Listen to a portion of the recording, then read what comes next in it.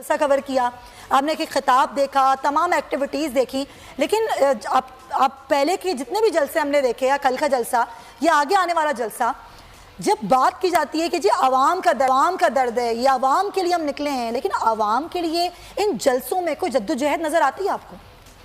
देखिए, आवाम तो कहीं रह गई है पीछे, महंगाई पीछे रह गई, वैसे महंगाई में कमी भी आई है, वो भी पीछे रह गई है। कल के जलसे के अंदर मेरी दिलचस्पी सिर्फ एक चीज़ में थी, सिर्फ एक। मुझे मौलाना साहब को सुन सुन के थक गया, रिपीटिशन है। मरियम साहिबा को सुन सुन के थक गया, रिपीटिशन है। कल दिलचस्पी ये थी कि मोहतरमा बेनज़ीर भुट्टो की, शहीद की सबसे छोटी साहबजादी आसिफा कैसे बात करेंगी, उनका अंदाज क्या होगा, वो क्या कहेंगी, उनका फ्यूचर प्लान क्या होगा। वो इन्वायरमेंट के अलावा भी जो कल जिस ट्रक के ऊपर थी, जो लिबास उन्होंने पहना हुआ था, जो गुफ्तगू थी, जो उनकी उर्दू थी, जो अंदाज़े गुफ्तगू था, सबको यही इंतजार था। बीबी से मोहब्बत, आसिफा से मोहब्बत, सिनेरियो, इसके अलावा कल के जलसे में कुछ नहीं था। Repetition repetition repetition. अब देखना है कि कल वाले डेब्यू के बाद आसिफा किस करंट में होती हैं आइंदा, वो किस तरह लोगों को, उन्होंने कल वही बातें जो बीबी करती थी कि अगर गिरफ्तारियां होंगी तो हमारी खवातीन निकलेंगी, गिरफ्तारियां देंगी, जो आपने सुनवाया भी, तो बड़ी जज्बाती, बड़ी मासूमाना, बहुत मजेदार किस्म की उन्होंने तकरीर की। उनको जिस तरह से आसिफ अली ज़रदारी साहब ने सही टाइमिंग के हिसाब से फ्रंट पे लेकर आए, मुल्तान में लेकर आए, जो 29 दिसंबर को बीबी ने तकरीर करनी थी, वैसे ही कैफियत, वैसे ही इन्वायरमेंट। और गिलानी फैमिली ने बहुत ज्यादा उस पर मेहनत की। बाकी तो मेहमान ही थे जिन्होंने आगे जो बातें भी की, लेकिन आपकी बात बिल्कुल सही है, आवाम के बारे में नहीं सोचा गया, SOPs का ख्याल नहीं किया गया, महंगाई पे बात नहीं की गई, कोई ऐसी चीज जो आवाम को अट्रैक्ट करे वो नहीं की गई। रिपीटिशन रिपीटिशन रिपीटिशन, सिवाय इसके कि एक नई चीज, नई तकरीर, नई बात, और बहुत अच्छी लगी आसिफा गुफ्तगू करते हुए, बात करते थे। बिल्कुल आप सही कह रहे हैं, यही एक अट्रैक्शन थी, वाहिद अट्रैक्शन जो थी कल के जलसे की यही थी। तैमूर तालपुर साहब, जाहिर है चलें, ये तो एक बात है कि जो रिपीटेशन है वो वाली बात है, सबके जलसों की तकरीर में रिपीटेशन होती है, बताया नहीं जाता कि अपोजिशन के पास क्या प्लान है। अगर ये हुकूमत नालायक है तो अपोजिशन कितनी लायक है। लेकिन अब ज़रा मैं आसिफा साहिबा की बात करना चाहूँगी। अब आसिफा भुट्टो जरदारी बाकायदा आ चुकी हैं सियासत में, सियासत को चुन लिया है उन्होंने, और अब वो हमें नजर आया करेंगी। अभी जो 13 दिसंबर को जो लाहौर का जलसा है, क्या उसमें भी वो होंगी? बिस्मिल्लाहिर्रहमानिर्रहीम। Thank you very much Sumaiya.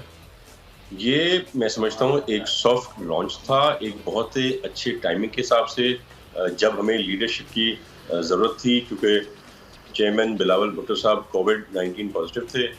तो हम चाहते थे कि अवाम ये ना कहे कि पीपल्स पार्टी की लीडरशिप नहीं आई, नहीं निकली, और इसी टाइम पर हमने चूज किया कि हमारी यंग लीडरशिप जो है आसिफा भुट्टो साहिबा की, वो आए, उस जलसे का एहतमाम भी करें, क्योंकि पीपल्स पार्टी की तरफ से यहाँ पे जलसा किया गया था, और बाकी सारी लीडरशिप के साथ आके बात करें। उनकी स्पीच एक बहुत हिट स्पीच गई है, all over different media, over social media, हर जगह पे पसंद किया जा रहा है। और जो हमें नजर आती थी झलक मोहतरमा बेनज़ीर भुट्टो साहिबा शहीद की, वो हमें आसिफा बीवी से बिल्कुल उसी तरह की वो झलक, वही बात करने का स्टाइल, वही आवाम से सच्चाई और मोहब्बत। हमारा एजेंडा है वो तो सबके सामने है। हमें हमारा फर्स्ट एंड फॉरमोस्ट बात, मोटिव, एक्शन यही है कि खान साहब को घर जाना चाहिए। और नहीं, एजेंडा वाज़े नहीं है तैमूर साहब आप लोगों का। जो बात ठीक है वो ये है कि घर जाना चाहिए, बात होती है, कैसे जाना चाहिए ये नहीं बताते आप लोग, क्योंकि जो तरीक़ेकार है वो तरीक़ेकार तो इस्तीफे देने का है, तो उस तरफ तो अभी तक कोई बात नहीं हुई है। किसी ने भी PDM में ये नहीं कहा कि हम इस्तीफा नहीं देंगे।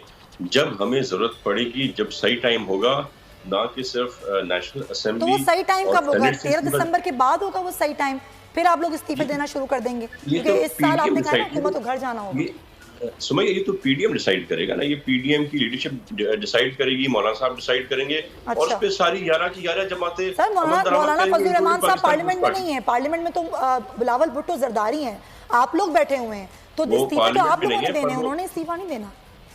सुमैया, वो पार्लियामेंट में नहीं होंगे मौलाना साहब, पर वो कायद हैं PDM के।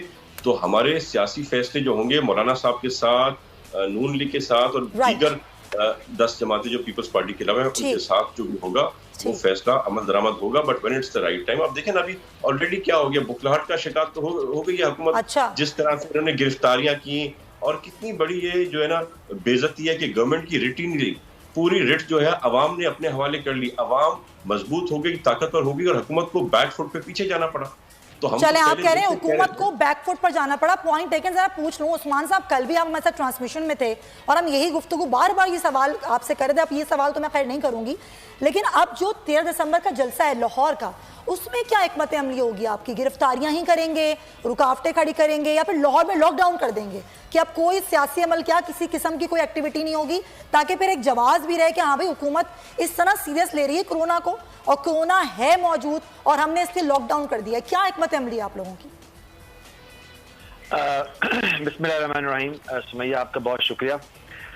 सबसे पहले तो मैं थोड़ा सा आपकी इजाजत से रिस्पॉन्ड करना चाहूंगा तैमूर तालपुर साहब को कि उन्होंने कहा है कि सॉफ्ट लॉन्चिंग कल कर दी गई है।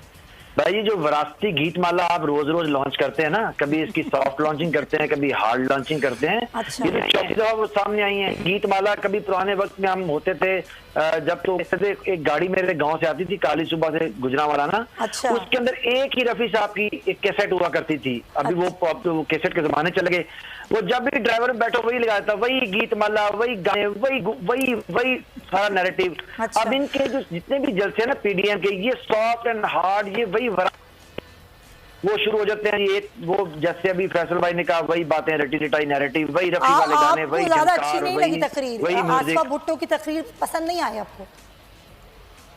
नहीं, आसफा भुट्टो हो या कोई भी हो, हम तो इमरान खान और पाकिस्तान के अंदर हम जैसे लोग सामने बंद बांधेंगे। दुनिया के अंदर कहीं भी आप अपने तई कुछ अर्न करके आगे आते हैं।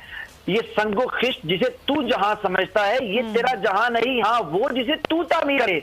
एक के पास बाप की माँ की वसीयत है, दूसरी के लूट मार की नसीब है। इसके अलावा इनके पास क्या है?